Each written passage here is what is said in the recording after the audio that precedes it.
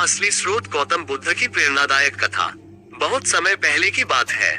उस दौर में भगवान गौतम बुद्ध अपने शिष्यों के साथ भारत के विभिन्न हिस्सों में भ्रमण करते थे। उनका उद्देश्य था लोगों को सही जीवन मार्ग दिखाना, दुखों से मुक्ति दिलाना और आत्मज्ञान की ओर प्रेरित करना।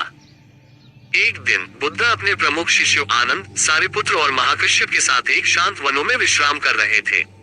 उसी नजदीक एक गांव में एक युवक रहता था जिसका नाम था वीर्यवान। नाम में तो वह वीर्यवान था, पर शरीर से वह बहुत ही दुर्बल और कमजोर था। उसे हमेशा थकान रहती, शरीर में ताकत नहीं थी और वह कोई भी भारी काम ठीक से नहीं कर पाता था। वीर्यवान हर दिन देखता कि गांव के लोग खेतों में काम करते, भारी बोझ उठाते और स्वस्थ रहते हैं, लेकिन खुद वह थोड़ी मेहनत से ही थक जाता था। उसका मन धीरे धीरे निराश होने लगा। एक दिन उसे पता चला कि बुद्ध उस जंगल के पास आए हैं। उसने सोचा, शायद बुद्ध ही मेरे सवालों का उत्तर दे सकेंगे। वह बुद्ध के पास गया, उनके चरण स्पर्श किए और विनम्रता से बोला, भगवान, मेरा नाम तो वीर्यवान है, लेकिन मेरा शरीर दुर्बल है।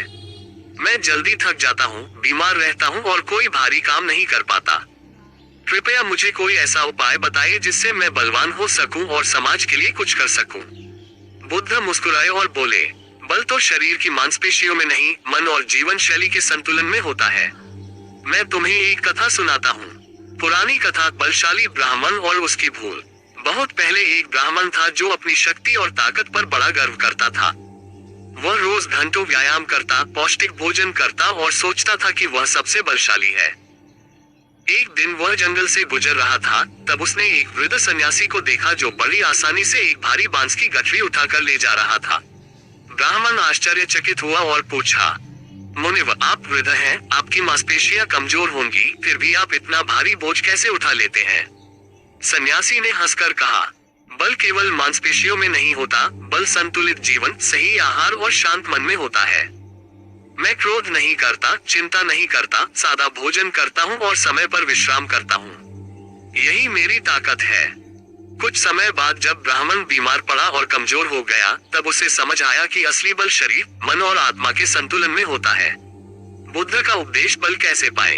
बुद्ध ने वीर्यवान से कहा, यदि तुम बल पाना चाहते हो तो इन बातों का पालन करो। सात्विक और आयुर्वेदिक आहार, हल्का, सुपाच्य और पौष्टिक भोजन लो।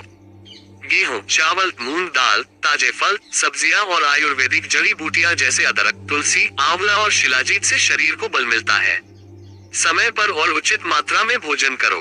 नियमित व्यायाम और प्राणायाम, सुबह जल्दी उठकर योगासन और प्राणायाम करें। सूर्य नमस्कार, भस्त्रिका, कपालभाति जैसी क्रियाएं प्राण शक्ति बढ़ाती हैं।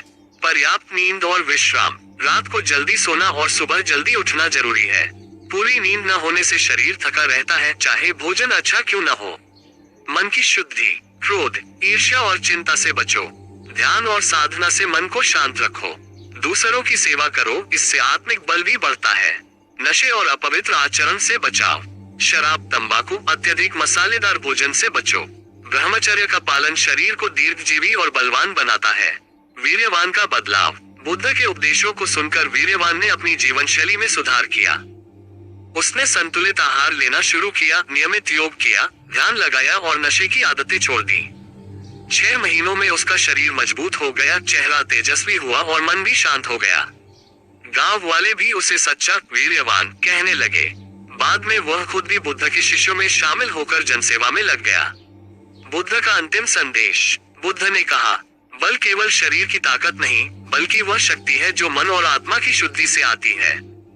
जो दुख में स्थिर रहता है, जो सेवा में लगा रहता है, वही सच्चा बलवान है। आयुर्वेदिक जीवन शैली इस संतुलन का मार्ग है। ये कथा हमें सिखाती है कि असली बल पाने के लिए हमें अपने जीवन शैली, आहार, मनोवृत्ति और आदतों में संतुलन लाना होगा। गौतम बुद्ध के उपदेश और आयुर्वेद के सिद्धांत मिलकर हमें संपूर्ण स्वास्थ्य का मार्ग दिखाते हैं। यदि आप जीवन में सच्ची शक्ति, स्थिरता और आनंद चाहते हैं, तो इस मार्ग का अनुसरण करें। यही सच्चा बल है, यही आयुर्वेदिक स्वास्थ्य है, यही बुद्ध का पथ है। ऐसी ही मोटिवेशनल कहानी सुनने के लिए हमारे वीडियो को लाइक और कमेंट करें और सूर्यांश स्टोरी चैनल को सब्सक्राइब करें।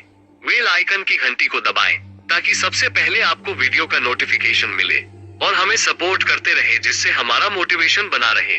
धन्यवाद। आपका दिन शुभ